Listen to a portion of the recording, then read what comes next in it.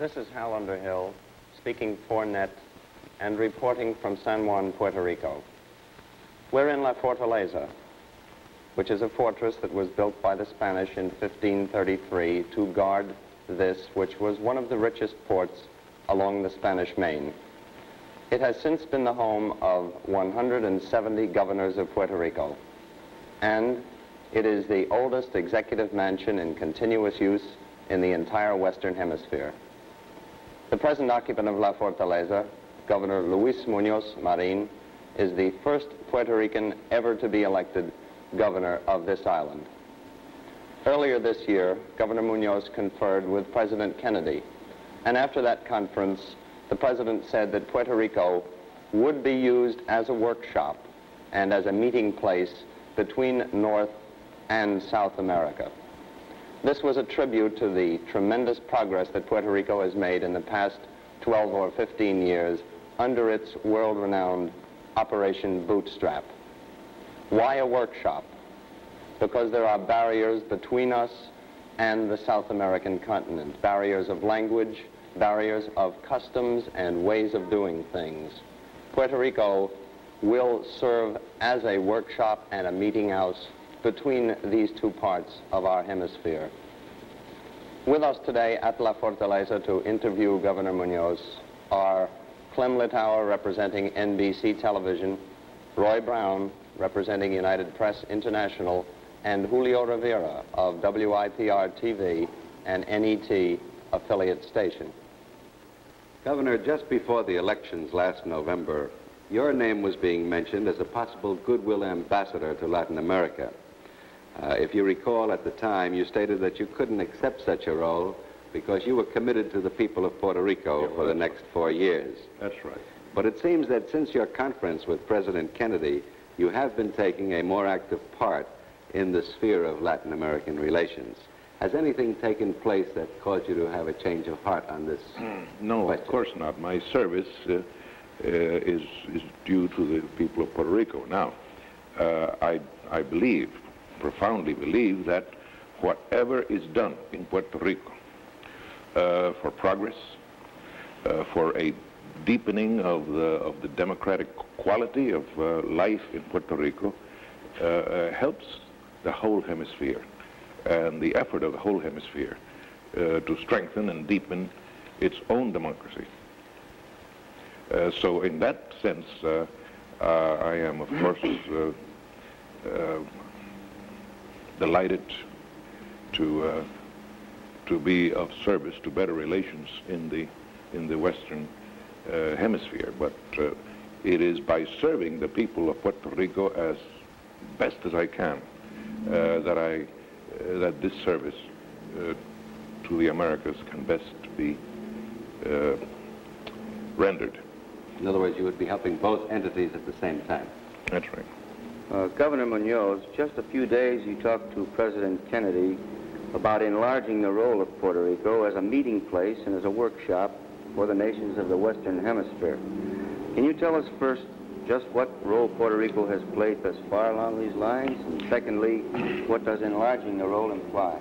Well, Puerto Rico has played a role of some importance within its modest means, of course, and not only in relation to the Western Hemisphere, but in relation to the peoples of underdeveloped areas generally. But of course, more than half of our effort in that direction has been related to peoples of Latin America. For instance, we've had the Point 4 program functioning in Puerto Rico for a number of years. On the basis of this program and other related programs, we have had over 14,000 visitors from all over the world. As I said before, about half of them from Latin America. Young people, young government people, students, writers, newspaper men, artists, philosophers, musicians, from every walk of life, from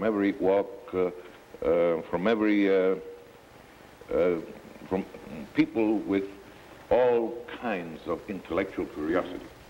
They have come to see how in a small island with very few natural resources, densely populated, a program of progress is underway in terms of democracy and in terms of the closest association with the United States.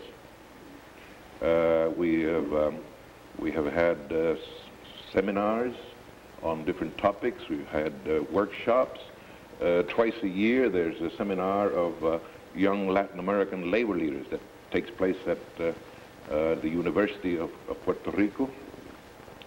Well, I couldn't enumerate all of these things.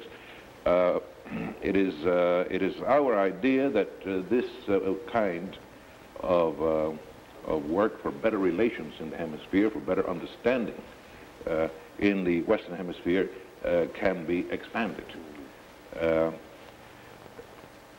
Also, we're very happy to receive sometimes invitations from the governments of countries that are having problems of development that are somewhat similar to those that Puerto Rico has and is trying to solve, to lend them some of our men, our officials, to go and advise with them as to how they can meet these problems, not by just imitating Puerto Rico, not by doing it exactly as we do it here, because no two countries have exactly similar problems, but to see how they can adapt to their own conditions the experience that we have had in Puerto Rico in dealing with conditions that are somewhat similar. Governor? Well, we are of course willing to expand this. We're ready to do this. At this very moment, Dr. Picot of our Government Development Bank has been invited again to visit the Republic of Honduras to help advise on some of the economic problems there. And I believe at this moment Mr. Moscoso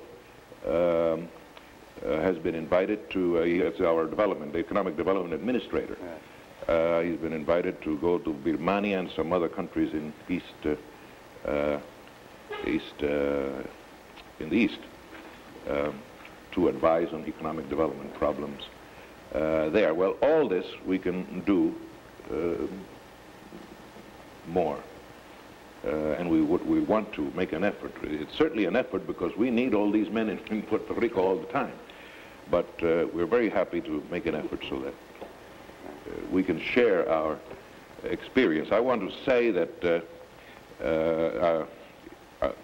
this is all on a very modest scale, but it has no grandiose significance, but I do believe that it has a genuine and a legitimate significance for small countries that want to defeat poverty in the lives of their people, as we are working to defeat poverty in the lives of the Puerto Rican people. Governor, since Puerto Rico is so closely related to the United States, do you feel that Latin America may look to us as an integral part of the States? And if that should be the case, what effect could that have on Puerto Rico's role? Well, I believe that Latin Americans as a whole have a picture of Puerto Rico as a distinct entity in itself, closely associated with the United States, of course. We're citizens of the United States. We have that association of citizenship, which is about as close as any political association can be between peoples. But in the minds of Latin Americans, generally, as I say, Puerto Rico is a distinct entity. The Commonwealth of Puerto Rico, the people of Puerto Rico, are a distinct entity, and that is one of the reasons why Puerto Rico can be of some service in helping to better understanding in the hemisphere. Governor, do you feel that Cuba's Fidel Castro is gaining ground in exporting his revolution to other Latin American countries? Well, I think he has gained ground. He has been gaining ground, but with the new administration in the United States, and with the very terse and clear-cut statements of President Kennedy about Latin American policy, I believe Castro has ceased to gain ground. As this policy develops beyond the statements into action, and it is already beginning to develop into action, I believe Mr. Castro will lose more ground. But we must bear in mind that there are grave injustices in Latin American countries, and that the people of Latin America are decided in their hearts and in their wills to correct these injustices. There's a revolution going on in the best sense of the word, not necessarily in the sense of violence, but in the sense of a deep transformation, in the sense of a profound change in land tenure, in industrial relations, in the position of different social classes, in opportunities for education and for health. In that sense, a revolution is going on. It is a good revolution. It is a desirable revolution, and I'm sure that it's a kind of revolution that the United States will wish to help and to aid, so long as it is carried out in terms of democracy, of respect for the human individual, and without serving as a point of penetration for communism in the hemisphere. Governor, have there been any ill effects on Puerto Rico's economy due to the political instability in the Caribbean here? No, I don't believe there have been any serious effects. We're on that account. You know, last year we had the greatest economic growth that we had ever had before. The net national income grew by almost 10%, which is one of the fastest rates of growth in the whole world. More new factories were established in accordance with our industrialization program than in any year before, and tourism increased. So I don't think that I don't see any signs of ill effects on the Puerto Rican economy and development due to the instability in the Caribbean. Thank you.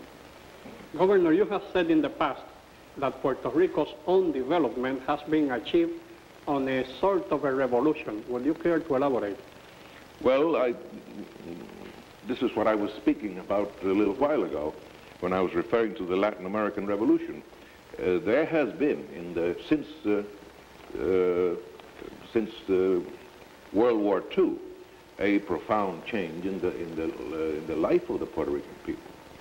A profound change in the opportunities of all classes of the population, for better income, for better educational opportunities, for better health, better homes.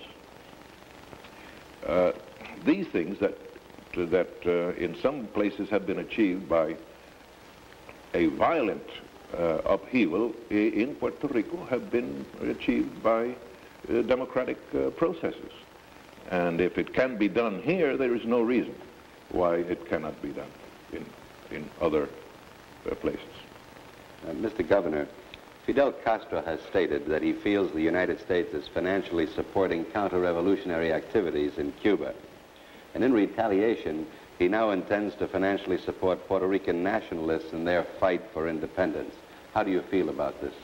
Well, nationalists are very few in Puerto Rico. It's meaningless. I don't suppose there are more than 300 nationalists among the 2,350,000 Puerto Ricans. So if he gives them any help, I don't think it will have any significance whatever. There simply is not any nationalism in Puerto Rico in any practical sense of the word. Governor, do you see any problems hampering the development of the Latin American nations that could or should be solved by the Latin nations themselves? Oh, surely. Oh, the problems of Latin America are not to be solved just by the United States. Of course not. No Latin American country expects that. I don't suppose no Latin American individual expects that. Yes, I think there's a problem of armament.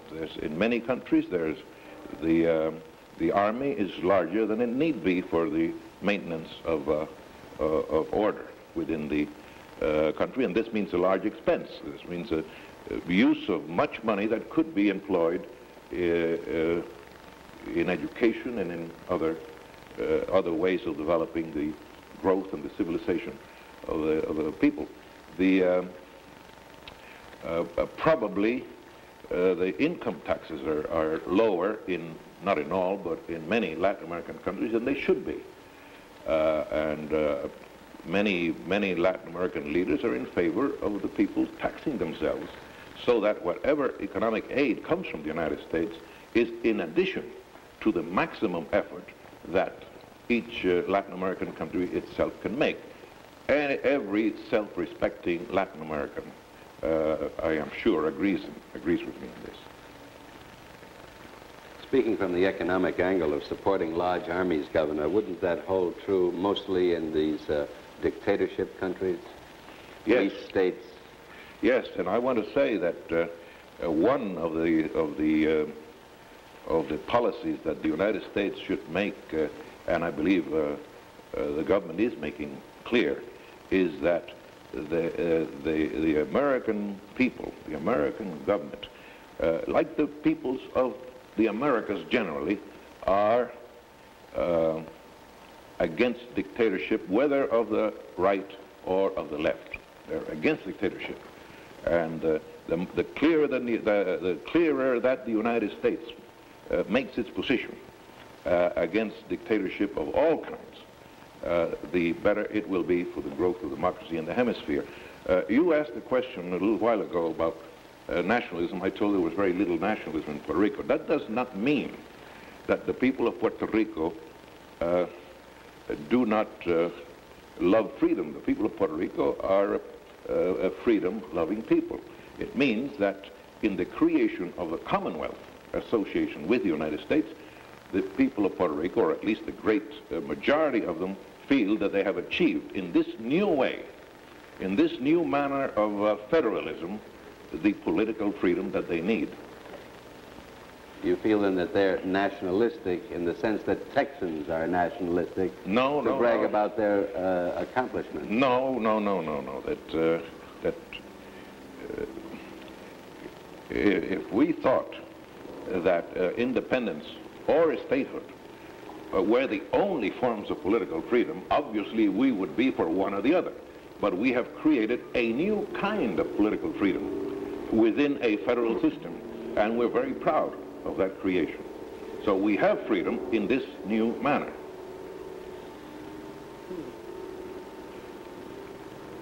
Well, Governor, do you think the Latin American republics appreciate the position of Puerto Rico today, or is there any antagonism toward the Commonwealth as such? No, I think many people in Latin America understand the position of Puerto Rico and the significance of this new creation of the Commonwealth form of government and of association with the American Union. They understand it, but of course there's some propagandists that will purposely avoid understanding it.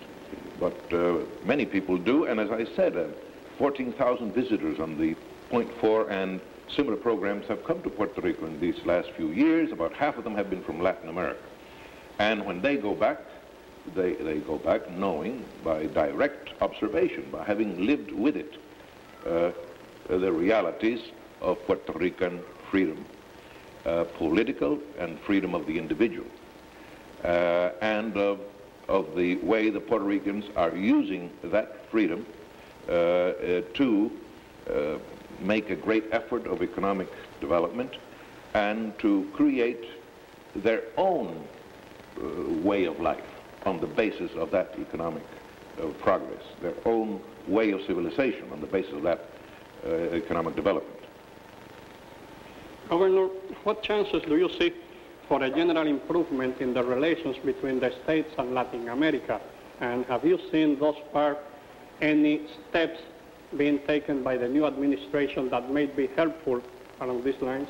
Yes, I think the whole attitude of the new administration, their obvious energetic interest in Latin America, as well as in other regions of the world, but focusing in Latin America with the special interest that is natural, because Latin America is part of the hemisphere, is the closest neighbor of the United States. That clear show of interest in itself has already begun to work for a transformation in the attitude towards the United States. Of course, it takes more than what can be done in a few weeks, naturally. But I think things are developing in a very encouraging manner along in that sphere. Governor, the rest of the world shows a lot of problems which might be considered by administration officials as more pressing for the attention of the states than the Latin American question. Do you think that there could be any problem if that were to be true? Well, no. Generally speaking of the regions of the world, I don't think any region of the world needs more attention than Latin America. They all need, of course, attention, cooperation, not only by the United States, but by all the countries that have the good fortune of having developed faster than others. But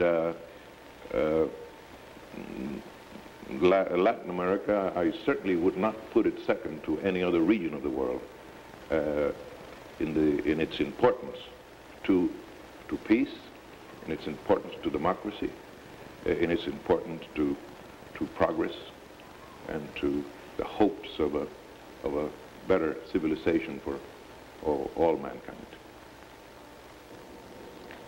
Let's have a brief talk now with Clem Litauer to get his impressions of the most salient points of the interview with Governor Muñoz. How are you, Clem? Fine, Hal. How are you? All right, sir. Did you learn something today? Well, you know, I always get personal pleasure out of participating in any conference with Governor Muñoz Marín on this subject of Latin America, because I feel that he has a tremendous grasp of the economic and social problems that confront Latin America.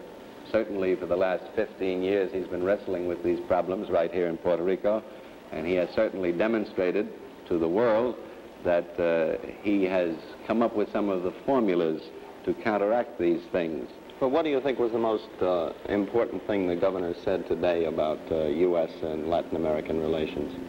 Well, I think that the most important point that he brought out was the fact that he feels that Latin Americans are not just standing around looking for a handout.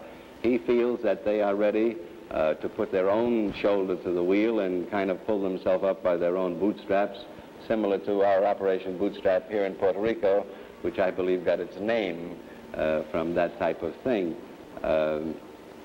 And in order for them to do that, he seemed to be stressing political stability. Did you get that impression? Yes, he mentioned political stability, which is important to Puerto Rico, because I think that is the climate that has been produced in Puerto Rico, which has attracted investment capital from the United States. And this is probably one of the most important goals to some of these underdeveloped countries, to pull themselves up by their own bootstraps to get this financial aid, so to speak. But in bringing out this democratic process and people pulling themselves up by their own bootstraps, I believe one of the best examples of that in operation right now in Latin America is Venezuela under the administration of President Romulo Betancourt, who is one of the first civilian presidents that the country has had in many, many years. He has instituted an austerity program in that country and has lasted for 2 years now. He has just come through his second anniversary.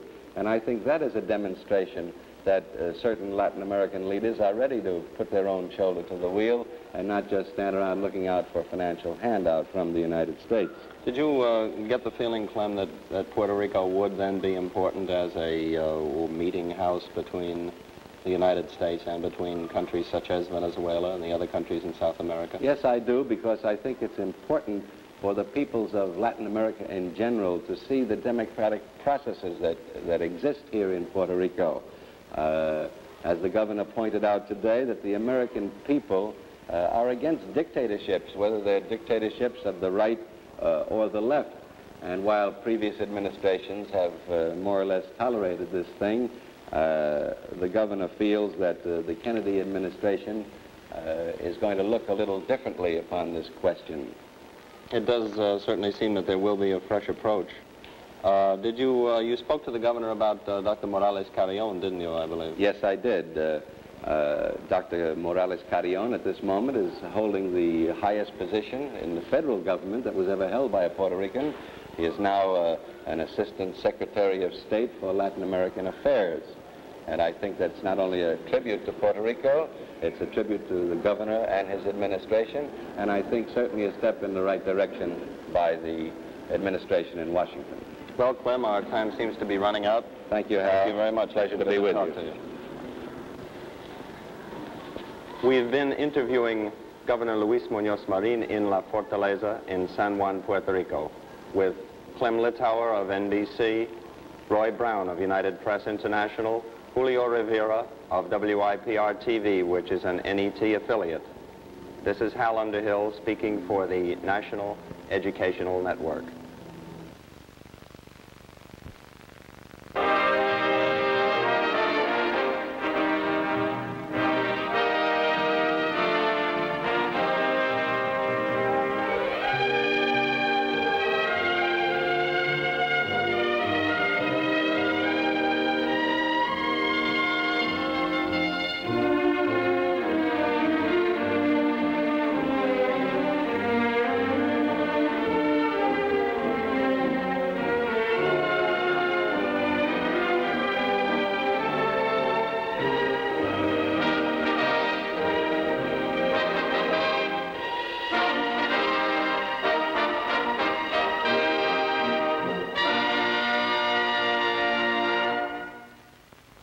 This is National Educational Television.